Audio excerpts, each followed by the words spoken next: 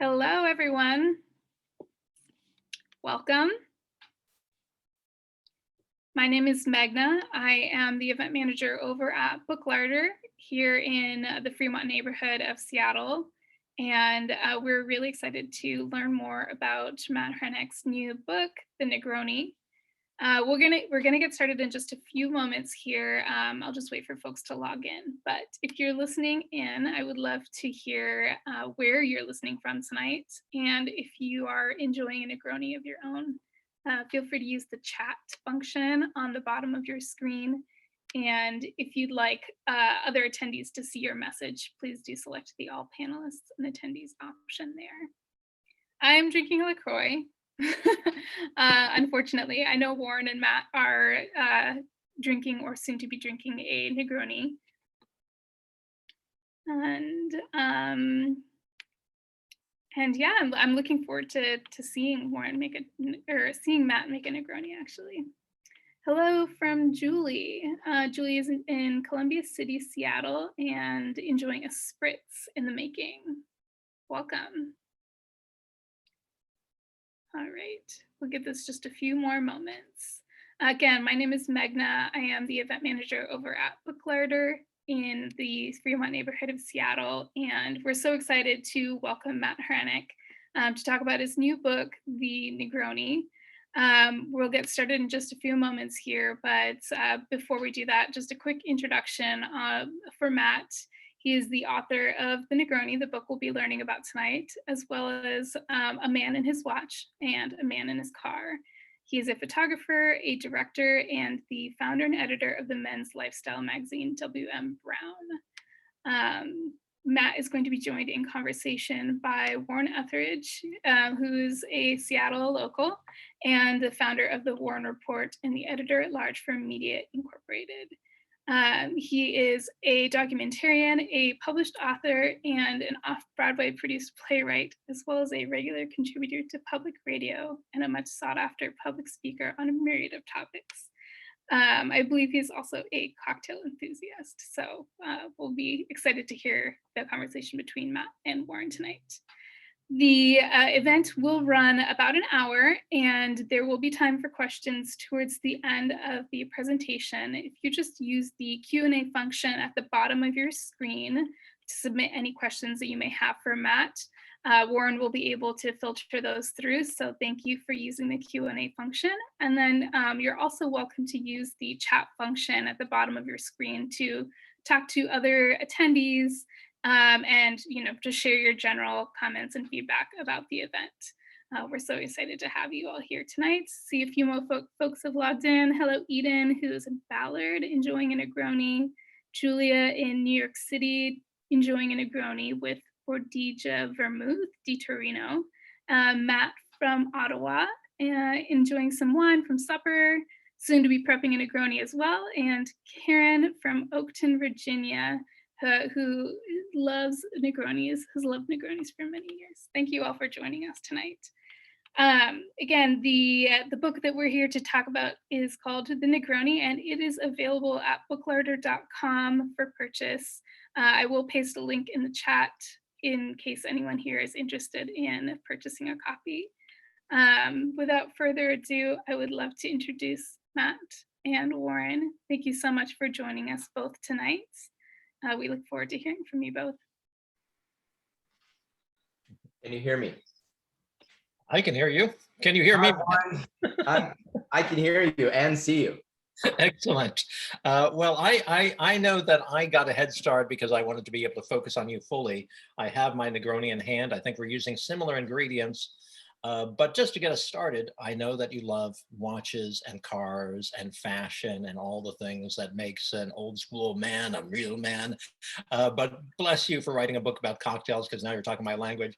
You're going to walk us through your absolute favorite, the Negroni. Yeah, so I brought out a bunch of ingredients and to get started. Mm-hmm.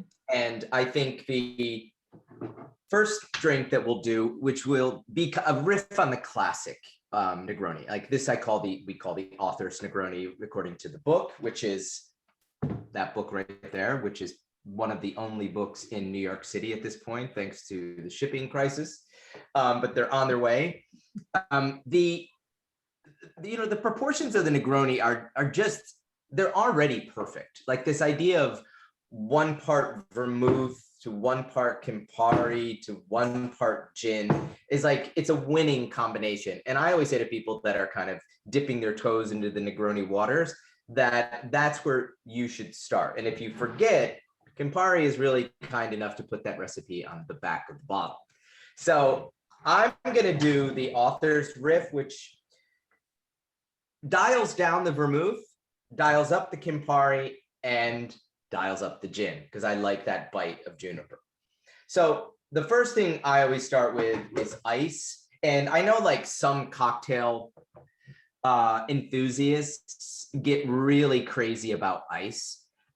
Listen, when there's great ice around, I like to use great ice. If my brother bought me this incredibly complicated, like silicone Japanese ice maker, and I like every time it's like a workout every time I try to get ice out of this thing, and it does produce beautiful ice. It produces like just beautiful clear cubes of ice, and that's a nice piece of ice. So, but I'm not really precious about it. Like, use what you have. If you've got KitchenAid ice, cloudy KitchenAid ice coming out of your freezer, I don't really care about that. So after 1 Negroni, it won't matter. It doesn't matter. What I don't like is crushed ice. I don't like when it gets too much dilution. I'd rather have a big giant cloudy cube than a bunch of like crushed clear cubes. I think it gets watery too fast. And this is not a chugging drink. This is a sipping drink, even though there's varied speeds on the sipping, particularly in my house. So a lot of people use these things called jiggers. This is a really pretty silver one that's about 1.5 ounces. I don't use these. I just kind of eyeball it. And I'll start with the gin because I want to have the most control over the alcohol content out of this thing. So I always I just eyeball it. And you hear those like 3 great glugs, like that's usually a really good determination. But I would say realistically, that's a little over 1 ounce of gin. And then because I want to control the sweetness, I usually do the vermouth next.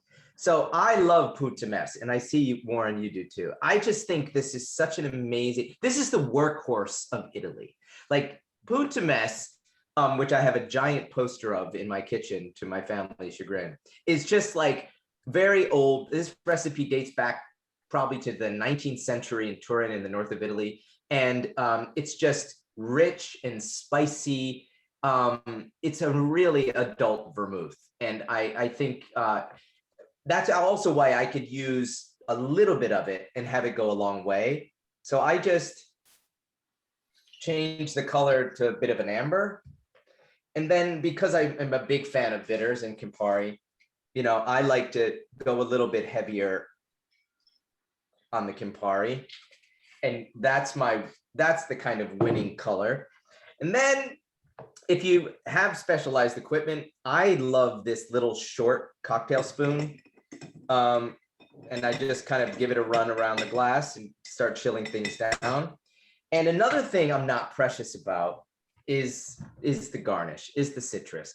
It doesn't have to be an organic orange from Sicily. I mean, if you can get that, terrific. But like the good old Florida navel orange is, again, it's just a workhorse. It works perfectly. I usually don't use the rind. I like using the whole fruit just because it was just the way the first ones were served to me when I was in Italy. And my favorite bars like Dante in New York, put a big giant wedge of orange in it. I just like that color combination. And I love that big chunk of orange. And it quite honestly has just made me so happy, even just to look at this thing. So I'd like to say cheers to Warren and Book Larder and everyone out there on the West Coast. And here's the first sip of the night. I've been dying for it. I cheated because I had one other sip, but boy, that's good. Oh my God, it's good. And I just think there are no rules in this game, but you basically start with 3 ingredients of reasonable similar proportions, and then you just kind of go from there. I really do like feeling that kind of juniper bite of gin, and then the sweetness, and then the bitter finish, and that fragrance of the orange. I mean, it's just the most amazing drink ever. I don't know. I'm still giddy every time I have one. I'm glad you're giddy, and we're giddy that you're here. I want to talk about ingredients a little bit, and let's talk about the gin for a second. And you just introduced me to what appears to be a lovely gin. I was using the Monkey 47, Which I love. Yeah. Which you also approve of. A London dry gin. You really don't want to go for anything too floral in the gin family. You want to keep it as simple as possible. Yeah, I think you stick away from kind of florally, cucumbery gins. Like, use those for your gin and tonics, or if you like your martinis that way. But I love London dry that has some juniper, forward juniper, that little taste of citrus peel. I really think that it's been done so right for so long. There's no reason to kind of really get off the path of that. And when you dig into the sketchy history of the birth of the Negroni, which I don't want to concentrate on because it's so, I don't want to get into fist fights with anybody, but like it's Count Negroni supposedly was spending a lot of time in Holland, where they were making gin-like products, and spending a lot of time in the UK and well, in England. So like, this is where these flavors all kind of start. And I think I'm a traditionalist, so I stick with it. So I'm one of the things that sort of did surprise me in this book, The Negroni, which is also, not only is it a good book, it's also one of the most gorgeous books, drink books you can get your hands on. It's just, it feels good, it looks good, it's lovely to have. Is this idea that there are some variations, and you can put many things. There's a version with mezcal. There's a version with prosecco that we'll get to possibly later. But I love the fact that you seem to draw the line on vodka. You will not tolerate a vodka in your Negroni. There is that's crossing a line for you. First of all, I don't want to offend anybody out there, which of course now I'm going to do that, right? Vodka is just an amateur drink. I mean, it's just like, I understand its role in the marketplace. And believe me, when I go, visit my Eastern European friends and have some latkes and caviar, like, I'm knocking back cold shots of vodka, but that has one purpose only, and just complete inebriation, right? Like, I like spirits that have flavor and depth, fragrance, and great taste. And I think that gin, I mean, chemically, they're really the same spirit. Anyone who says like, oh, I can't drink gin, I just get crazy. It's like, well, because you like it and you drink more of it. That's always my argument. But I just think that vodka is just, you want this spirit at the base of this drink to actually have some personality. And I just think vodka has no personality, or it does in the right circumstances, I think, with some pairs with some food, or if you're at a frat house. But I don't think it belongs anywhere near Campari and sweet vermouth, in my opinion. And somehow I don't think the cupcake flavored vodka is going to do it for you either. That exists? Tell me that does not exist. That exists? Oh, it does. It does. Oh my God. Is that for like teenagers? Like, oh my God. I think it's for desperate teenagers and bridal parties. So I'm going to say, you, to your great credit, have done a lot of research for this book. I love the fact that you mentioned that you've taken probably more photos of Negronis than you have of your own family. And that's embarrassing. Yeah. But maybe true. Do you have, I know it's weird, do you have a ballpark idea of how many Negronis you had to get ready for this publication? Let's say gallons. I mean, that's what I would just judge it by. It wasn't numbers, it was just volume it was just gallons. I introduced, a friend of mine sent me a really funny DM one time, and the first time he ever had a Negroni was a couple years, maybe 2 years ago, and I introduced him to the drink. And he was at a bar and he was drinking Negroni, and he had his camera, and he said, Matt, I just want to say I really miss you, and thank you for introducing me to my first Negroni. And since then, and he took a sip, I've had 4,622 Negronis. And it's just sort of like, the numbers just stack up. The one time, I love Italy, obviously. I love Florence, the birthplace of the Negroni. We had an event one time at Harry's Bar in Florence, which is just an iconic place. It's just, go have a Negroni at Harry's Bar. And we had a 2-hour event for this kind of men's kind of style fair that was going on. And I still have the receipt framed. We served in 2 hours 546 Negronis. And it was the first time the bar ever ran out of Campari. And to have a Florentine bar run out of Campari under my watch was one of the proudest moments of my life. So anyway. You only drank 530 of those, in fairness, for the people who are counting. So, yeah, that's right. There was that one friend. That's right. So I was really surprised because, it is such a classic drink. It is so known for just the exact ratio, the 1:1:1. Don't mess with it. But you came up with a number of variations that you swear by. I have to believe that you have run into variations on Negroni that you can't abide by. No. And the one that comes to mind, which is always my example of why I felt like I owed it to like the home bartender to make this book, is, the guy who has the smoke machine and the hat at the bar and, makes your Negroni and then, and it like the smell of like smoked alder or something wafts through the bar. And you're just like, what the hell is that? Like, and as I, looked at cocktail books and kind of modern books on Negroni, and there's some terrific ones, I just felt I needed to kind of cut through the fat and create the edit, curate this edit that like anybody who wants to, again, get involved with this cocktail or loves this cocktail is not going to be overwhelmed by too much equipment, too much fanfare, too many ingredients. It just doesn't make sense to me.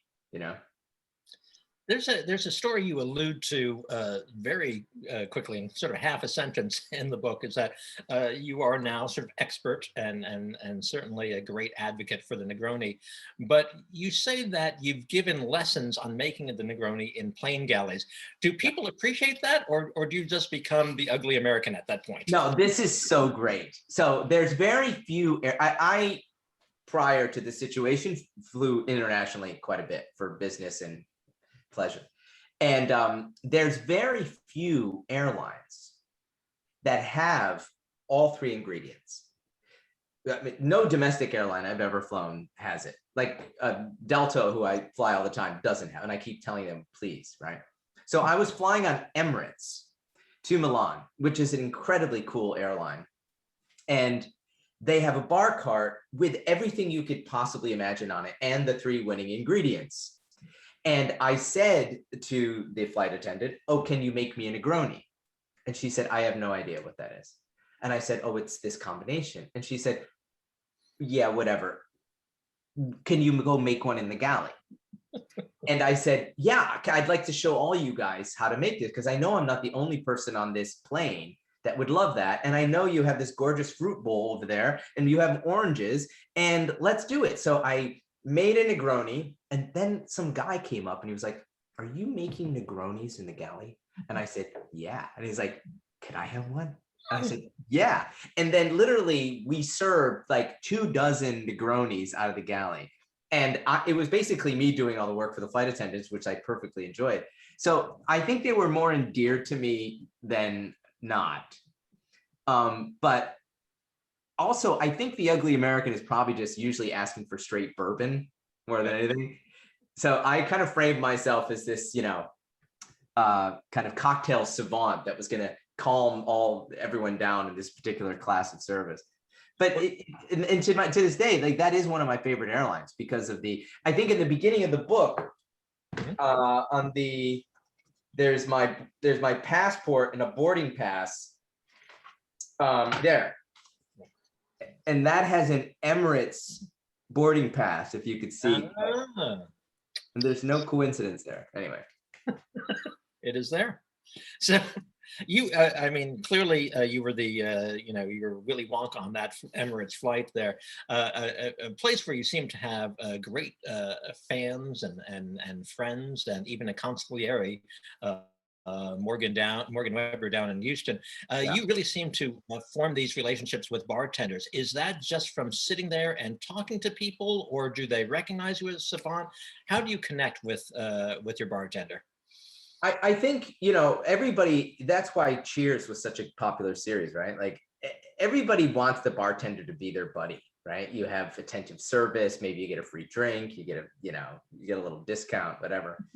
And I know bartenders must get a whole pile of geeks sitting at bars who want to talk about the nuance of ingredients. I just kind of like keep my head down and my mouth shut and try to find that one angle that can create the discussion that somebody who's really into making these drinks really appreciates. And for me, that conversation is always about vermouth. You know, like many times a server in a mostly an American bar will say, "What gin would you prefer?" And my answer to that is, any London gin you have in the well is fine with me. I think the vermouth is the game changer. And bartenders understand that. So when you say to them, "Hey, what kind of vermouth do you have?" That's when all of a sudden they're like, "Huh, that's interesting." And then this conversation starts. And I just have general admiration for bartenders. I just think they're the hardest working people out there. They're dealing with the most ridiculous palette of people most of the time. And they can bring you great joy, at least for a brief moment in time. So that's what I do. I just try to find that endearing thing that kind of opens up the door, particularly if I think they're cool bartenders, or they're doing interesting stuff, or they have cool spirits or nice glassware, or there's some thoughtfulness behind it. That's when I try to like muscle my way in. Well, if you can talk about vermouth, I love that way of an in, and it's a great, smart one to think about vermouth.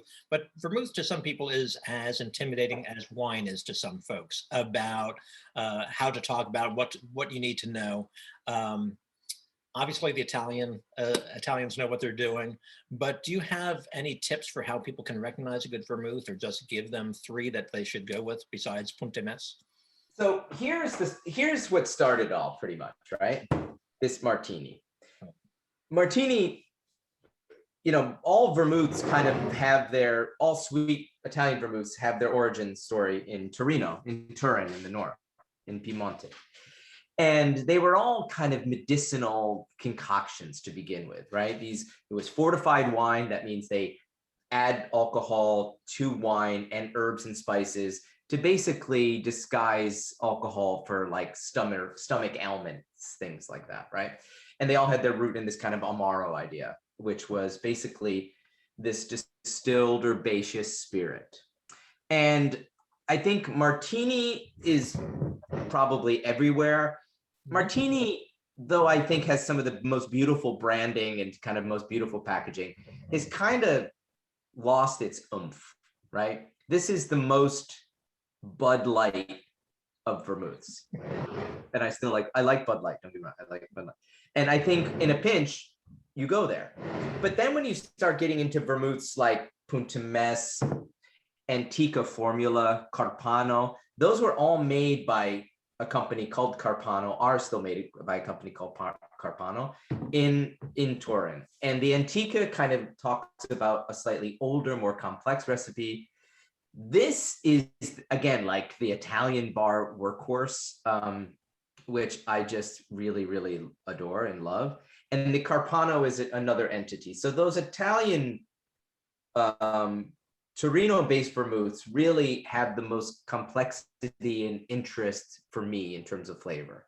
That being said, I think the Spanish do incredible vermouths. I think the French do great vermouths, but I find it slightly sacrilege to put a French sweet vermouth in an Italian drink. So I don't do that. I love French white vermouths, and I'm going to make a drink with one after this. But the vermouth is a flavor. It's a flavor game. Like my wife loves Koki which is Cocchi, and it's super vanilla-y and really kind of has this kind of caramel sweetness to it, and makes a very different Negroni. But then you just have to kind of dial into what flavor profile and what palate do you have towards the drink, you know? And that's a you know, it's like playing tennis or skiing or fly fishing. Like, it's an hour, you got to put the hours in to figure that out, you know? So you work. Yeah, yeah. So good of you. I'm curious, you mentioned your wife in there, Yolanda, and you know, the subtitle of this book is A Love Affair with a Classic Cocktail. I'm curious, is this an open relationship that the two of you have with Negroni, or is it a shared thing? What?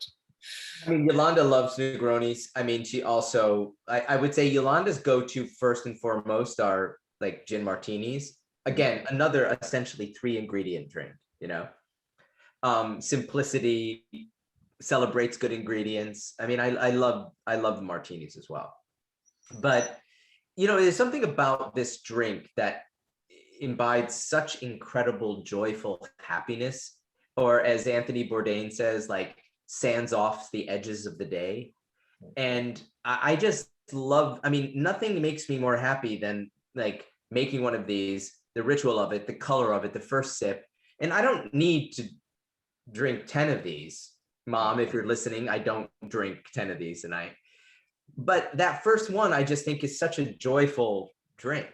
And that we kind of share together. And it also opens up appetite. Like, this is such a crazily good drink to like really start getting your whole world ready for a meal. And I believe it was, you know, designed that way. But the magic of the Negroni is that it's not only a great opener, it's a great closer, right? There are very few drinks that can do that double job, right? I totally agree. There's a very funny anecdote in the book about me being overserved at the Duke's Bar in London. And the Duke's Bar in London is just this incredible institution in Mayfair with a bartender named Alessandro Palazzi, who is like another sensei. And he makes, he's very famous for his martinis, tableside service martinis. And he makes a Vesper, the trolley, right?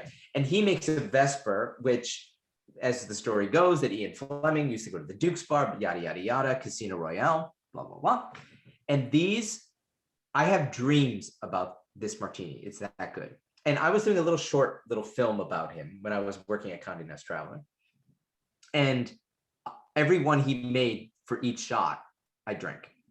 So I was 4 down. And it was 8:30 at night, and I just was like, I gotta get the hell out of here. Like, I'm gonna have to crawl back to the hotel. And as I was walking out, I ran into 2 friends of mine, and they were like, "What are you doing here?" I told them what I was doing. I said, "Listen, I have to go." And they said, "No, you need to end with a Negroni." And I reluctantly sat down with them, and you know what? They were right. Like, it was the perfect ending. And when I haven't been in that situation, like so completely inebriated and needed to be escorted home, I do think after a big heavy meal towards the end of the night, I will make a little short Negroni before I would drink, let's say, a cognac, or, you know, particularly in the warm months. Winter months are different, but it is a great digestive as well. And that is the beauty of these ingredients. Like, vermouth and Campari were basically kind of medicinally designed to be that. And the addition of gin is just, you know, that's just the bonus. You know that, Warren. That's just a perk. I want to ask you a question. I know it's a little bit of a tangent, but you seem like just the man to answer it. You referenced the Vesper, and you mentioned Casino Royale in there. And I've always been curious. Ian Fleming, in his books, had James Bond drinking Gordon's gin. And I like Gordon's. It's my sort of well vodka for any sort of mixed gin drink. Would James Bond still be drinking Gordon's?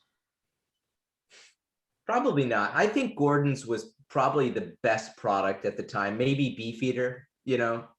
Right. I have an amazing photograph of Ernest Hemingway making a Negroni straight up in some northern Italian town, and he's using Gordon's. And I think maybe Gordon's, and I don't have the research on this, but I'm sure we could figure this out, probably had a lot of market share. Right.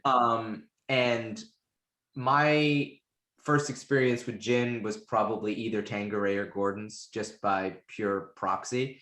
But I think what is disappointing about Gordon's now is they make a lower alcohol proofed Gordon's. So when I travel, particularly on the East Coast, if I go to the Caribbean, or, you know, the most prevalent gin you see is Gordon's, but I think it's like under 40% now in terms of, which is great for afternoon sipping. But I like to get out of the gate fast. So I'd rather have a little more proof, but I do think it's a solid gin. And I really, you know, I like, you know, a lot of people, again, like if you look at Beefeater, I love Beefeater. There's still one guy choosing all the botanicals for Beefeaters. It's at every bar at every airport. It makes spectacular drinks. You don't have to overthink it. So again, if we want to talk about giving people confidence to make decisions, if there's a bottle of Beefeater, take the bottle of Beefeater over whatever kind of weird, you know, just kind of generic distillant, you know? And I feel the same way about vermouth. Like with a lot of these things, like we really shouldn't be preciously overthinking stuff. I want to, you know, you mentioned, you know, the proximity of Tanqueray and other gins out there, but your first exposure to alcohol was through your father, who made wine. It's unclear to me, how good was your father's wine? I know you had a little drop. Actually, correction, that was my grandfather. Your grandfather, I'm sorry. My grandfather. And my memory of it was absolutely horrible. But it didn't stop people from drinking it, because there was this kind of romantic idea about it. And, you know, sitting around, my mother's from a very big Italian family. Like she was one of 12. Okay. So when we would have these big family meals, particularly around the holidays, the kids always had a glass with a thimble of, you know, red wine in it, and just kind of diluted purple water, you know? And it was about the idea of like a joyous celebration. You know, it wasn't just about drinking, quote unquote. And growing up in that European, quote, sensibility of drinking and eating, I never really approached drinking beyond the kind of joyousness of the event. You know, even though I have definitely drowned a few breakups in a glass. But in general, I really look at the kind of now the ritual and the joy of the experience. I think it's interesting to me because it reminds me of something in my own experiences, that from a very early age, my parents would throw parties, and they made me, I think at like 8, I was already bartending. Because I had the exposure to what? I said smart parents. Yeah, I was making like gin and bitter lemon. I would like toy with that as a kid. But I think the appreciation of alcohol early on made me both accept it as something that it was joy making, but also took away any sense of like, oh, I need to go get hammered the second I turn 18.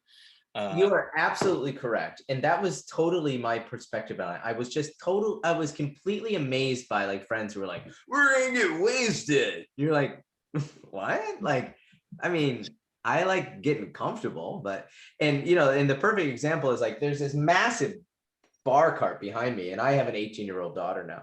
And we often leave her alone when we go away for the weekend and I always say, hey, Clara, did you and your friends like dip into the bar cart? She was like, why would we do that? And I'm just like, wow, that's so awesome. That being said, she did say to me the other night that she is going to university now.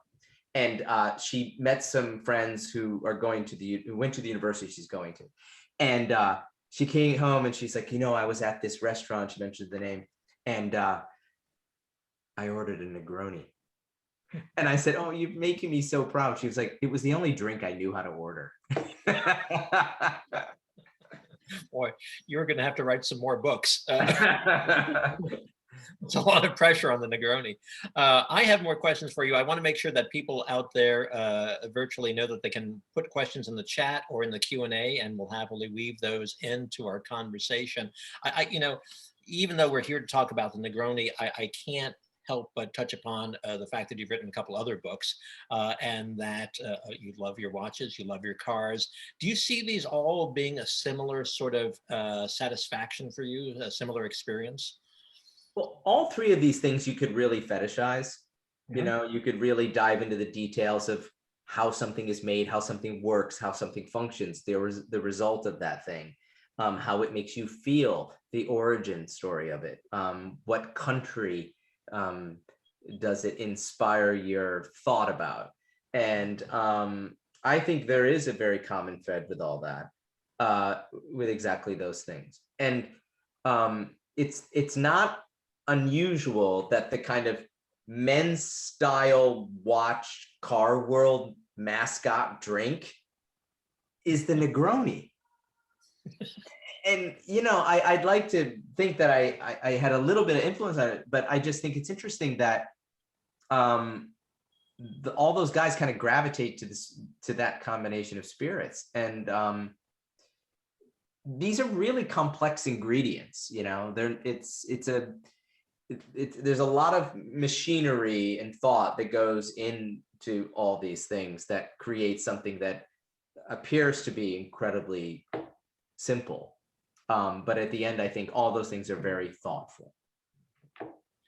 There's something about your work and the work with William Brown that makes me feel like this is the contemporary equivalent of what Steve McQueen would be.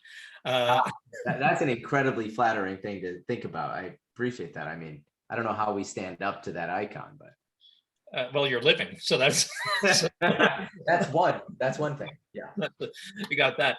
But I was trying to picture, because so many people do love the Negroni, that is it really the most sophisticated drink? It sort of beats the martini, doesn't it? And I know that's a favorite of yours. well, you know, the martini's hard because you can have some really, really bad martinis. Martinis are more about like the nuance of alchemy, I think. You know, there's a lot of factors. If they're not correct, it goes south really quickly. I think the Negroni is more democratic than that. You know, it's sort of like pizza in New York. Like you can have some okay pizza, but it's still pretty good.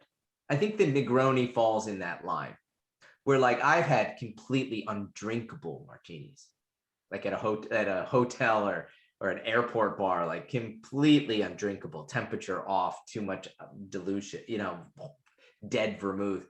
But the Negroni, I've never pushed one away.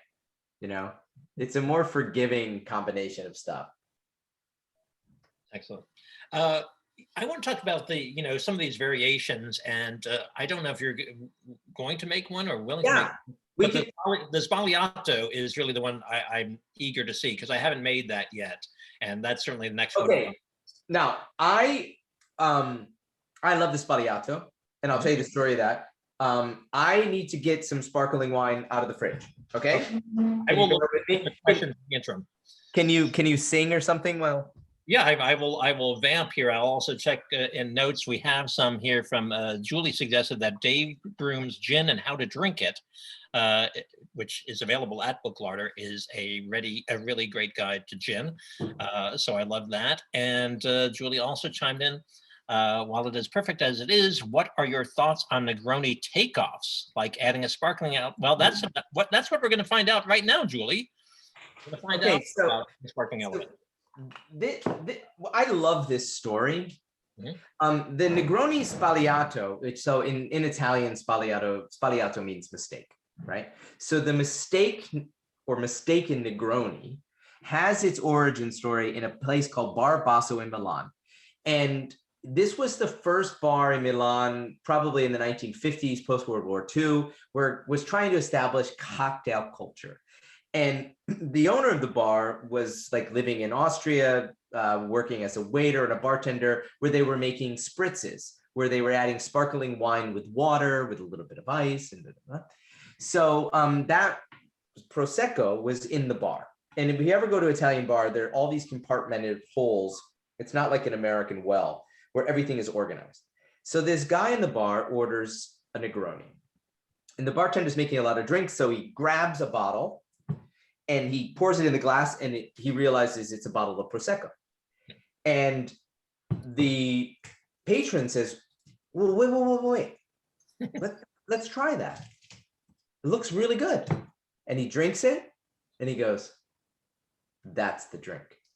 And that's the quick origin story of the Spaliato. So what the Spaliato does is it replaces gin with sparkling wine. And in this case, I have a bottle of Prosecco, but I have friends that use champagne, and we like to call that the Spaliato Royale. It's very extravagant. A lot of people like to top it off with a splash of soda. I like to just use straight Prosecco. But it essentially starts the same way. You have a glass, or sometimes you could use a stem glass if you want as well, which is nice, a little more fancy. So I have a glass, and then I have a bottle of Prosecco that I'm going to open and try not to damage anything. And remember, you twist the bottle, not the cork. That way, you have a little more control. Okay, so what we'll do now with that, and this is cool too, you'll appreciate this. This is a bottle of 1960s Punta vintage. All right. Vintage Punta Mess. And what happens in the bottle, if it was stored reasonably correctly without opening it up, is there's a much more dense complexity, caramel richness that happens. And probably the recipe was tempered more to a 1960s palate, so it's less sweet, it's more bitter and herbaceous, but it's a really beautiful, beautiful vermouth. And you can find them out there in the wild. I find them every once in a while. So I'll just take a splash of that. And then also, if you're lucky, you can find vintage Campari. And if you can find it unbroken or with a tax stamp, this one I found in Greece, believe it or not, it's a Magnum, Warren. It's a Magnum. It's 1.5 liters of Campari that if you ever come to New York, I'll open it. Okay, thank you. Okay. So so in this case, so we have we're using that vintage Punta Mess, and then we're going to add Campari, a generous portion of Campari, and then we top it off with sparkling wine, in this case, this nice bottle of Prosecco. And I think, look at the color, it's just amazing. And I think what's really nice about that, garnished with orange, is it's a much it's sort of like Negroni light, and I think it's terrific on a hot afternoon if you're like sitting in some piazza in Rome, like you don't want to be on your tuchus by 3 o'clock. Like, this is a great alternative, and I think it's incredibly refreshing. For me, it's a very seasonal drink. Warm weather inspires these kind of sparkling wines. But there you have it. That is the Negroni Spaliato. Wow. Cheers to that one. The way you pushed it right towards camera, I almost reached for it. So thank you. Well, I'll stick with my regular Negroni now. That's okay. Do you have a shelf above your computer? I do. I have a little shelf there, so I can. Oh, that's genius. But that is such a great drink. So I have, there are all these variations in the book. I personally will be making the Buonwelloni sometime just because it's more gin. But I have to wonder, there are a couple that made me feel like I would have had reservations going into it, like the Greek version with the figs, the dried figs. Yeah. Were there any that you were really sort of hesitant to like even get near? So when I was in Rome, it was really interesting because there was this this beautiful little hotel we were staying at, and they had a female bartender, which is not always the case in Rome or in Italy in general. Like, the guy behind the bar at the hotel is usually a guy, and I started talking to her, and she said she was from Latin America originally. And I was like, wow, this is so crazy. And I ordered a classic Negroni. And she said, I want to make you this kind of what I call La Reina de Roca, which has and I'll read some of the ingredients. It has chocolate bitters in it. It has lemon peel instead of orange. It has a very obscure kind of bitter orange bitter that's so much more citrus forward than Campari. And when I heard chocolate bitters, I was like, no, man, there's like no way I'm drinking that thing. And I had her Negroni Classic, and I was like, wow, it was perfect. And I was ready for a second. It was late at night, right? So it was that digestivo sign part of the night. And I said, make me that drink. It was amazing. And it was also the right level of bitterness, and it wasn't chocolatey at all. Like it wasn't like a sacre torte or whatever. It was just like this hint of chocolate that goes so well with citrus and the bitterness of stuff. And she was right. And I was like, this one is going in the book. And it's a slightly more complex drink to make, and some of the ingredients are a little bit more difficult to get your hands on. But it is a beautiful drink that allowed me to realize that, you know, I have to look at this world like this and be just receptive to the professionals that are so good at what they do. Like, just trust, you know, have some trust, you know. Is that problematic for you to have some trust in people? Sometimes. Should I bring my wife in? Yolanda? Yeah. You've talked about Negronis, obviously. We've touched upon martinis. I know your third favorite drink, I believe, is the Manhattan. Is that correct? That seems like it holds up to the same standards as the Negroni. Well, I like 3 ingredient drinks. Yeah. And I, you know, in the world of like cocktail making, you know this better than me, it's like there's a lot of opinions, right, you know. Right. And one time on this little Instagram thing I fart around with, I wanted to pay homage to Manhattan, the city I love so much, that gave me so much. And I remember going up to Times Square and thinking like, oh, Yolanda, it's so horrible up there. It's so dead. There's nothing going on. Like, we need to like go celebrate. Let's go make a Manhattan in Manhattan. So we like drove up there.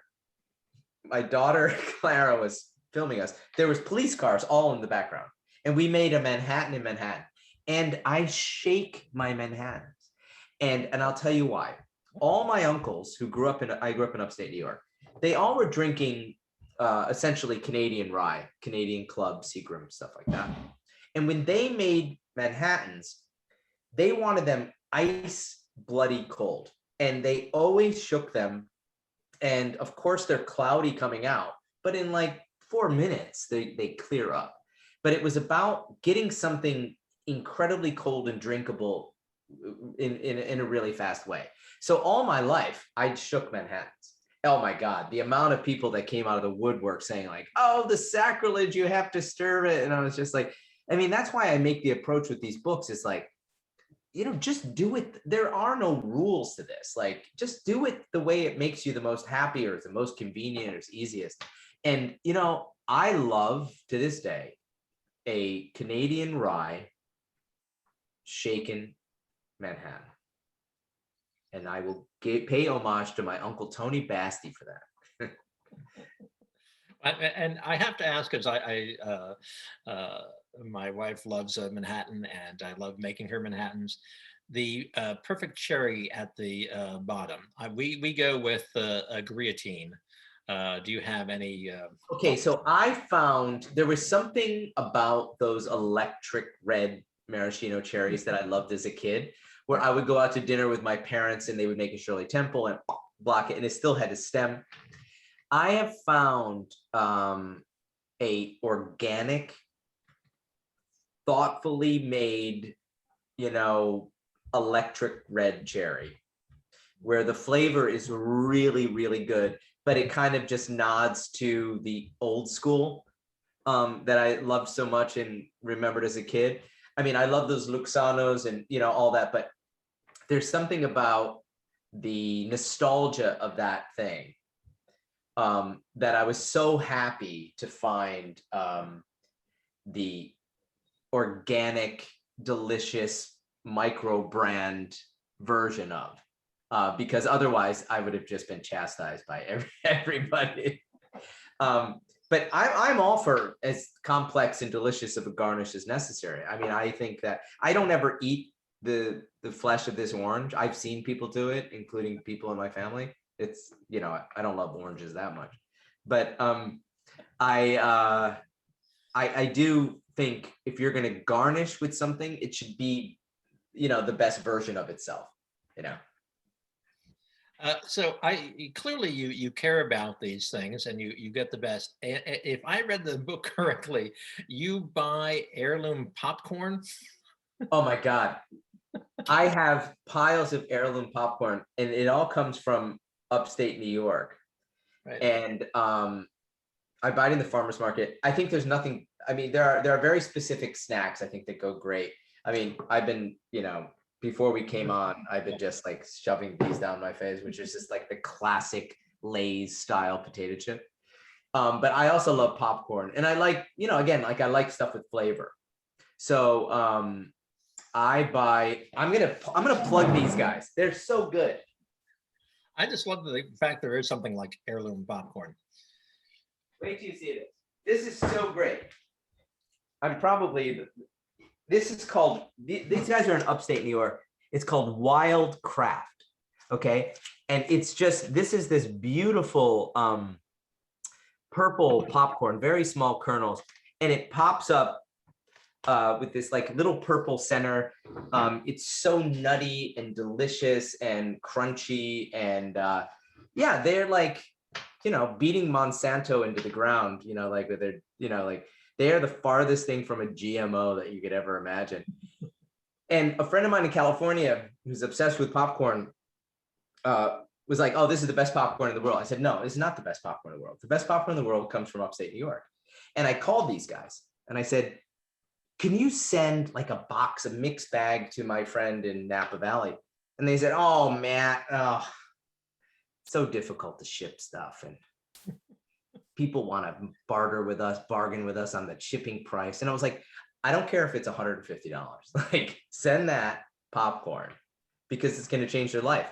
And it did. And I think, again, it's just about, you know, we live this life once, like have the best ingredients in your life, you know, and Wildcraft Farms is one of them. If you don't get a marketing deal out of that, I don't know when you will. So, we have just a few moments left, and I know Megna's going to come back and offer some words, but I want to see, like, soon enough, I'll be coming back home to my wonderful birthplace of Manhattan. Excited to be there. If I can't get into your apartment and open that Magnum, am I to assume that Dante is the place that you would go? Dante is one of my absolute favorite places. I mean, leave it to a couple Australians to interpret Italian culture so flawlessly and to riff on it in an unlike precious way. Dante was the first place I ever had, and I know this is more commonplace now, but ever had Negroni on tap. So if you could just imagine, and I know you imagine this, like a Negroni lover that wants to decrease the amount of time from ordering a drink to getting a drink. And then all of a sudden it comes off the tap and you're like, and it's perfect. I love those guys. I mean, they were so incredible during this challenging pandemic, keeping the restaurants alive, you know, giving people like optimism and joy and like keeping everybody inebriated enough. And I loved, you know, at one point, you know, it's illegal to drink booze in the streets of New York. But during the pandemic, Dante was doing to-go cocktails. And a lot of the time, I would just show up there and they would hand me a Negroni in a coffee cup, right? So it was Dante coffee cup. And I would say, with NYPD, like all over the West Village, thanks for the coffee. And then I would just walk down the street. It was just great. They are terrific. And I do think they have elevated the Negroni game, in my opinion. without getting crazy, right? And you did, I'm just curious because you mentioned there was a Negroni fountain at some point. Yeah, I had I had this we were launching one issue of the magazine, and I came up with Fox Brothers tweed, Fox Brothers Mills in London. We made this Negroni tweed in this weird kind of folly of like, let's take all the colors and weave it into it, and it really looks like something Rodney Dangerfield would wear, but it does somehow has created this kind of fraternity of Negroni lovers. And to celebrate that, we had Dante come and do the cocktails, and they took one of those like bar mitzvah fountains, right, and just Negroni was just flowing, like circulating out. It was like the Caesar's palace of like Negroni bar, and so people would just like walk by and just like, oh. And then they've created a real sense of humor around it without it being precious, and this is one drink that I think should not be precious. Anyway, if I believed in a heaven, that's what would be there when I got. Absolutely. Well, thank you so much, Matt. People should be picking up their copy of Negroni, certainly, because again, lots of great information, lots of recipes, lots of takes on the classics, and just gorgeous to look at. And again, to me, a lot of it is also not just the look and the beautiful photo, it's the feel of the book. It feels good. The embossed, I really like it. It's really classy. I like that I paid you the compliment of comparing your work to Steve McQueen, and you got it back to Rodney Dangerfield. Maybe the truth is somewhere in between. My arm. But I thank you so much for your time, your talent, and your incredible dedication to intoxication. Thank you, Matt. Great work.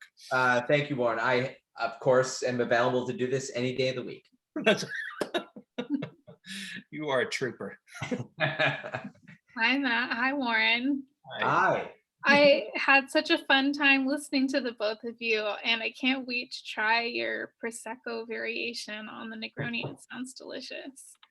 Thank you both for joining us tonight. It was such a pleasure. And thank you to our audience members. Thank you for joining us today on this Thursday evening.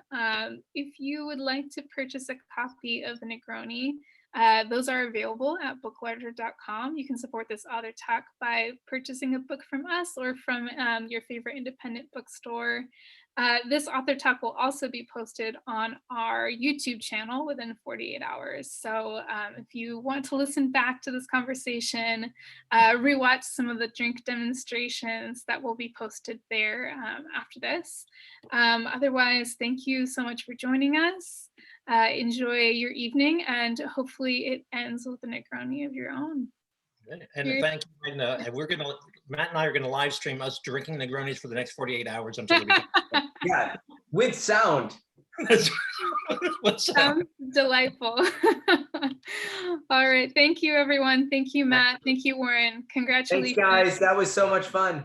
We'll see you next time. Until next time. Okay. Bye. Bye.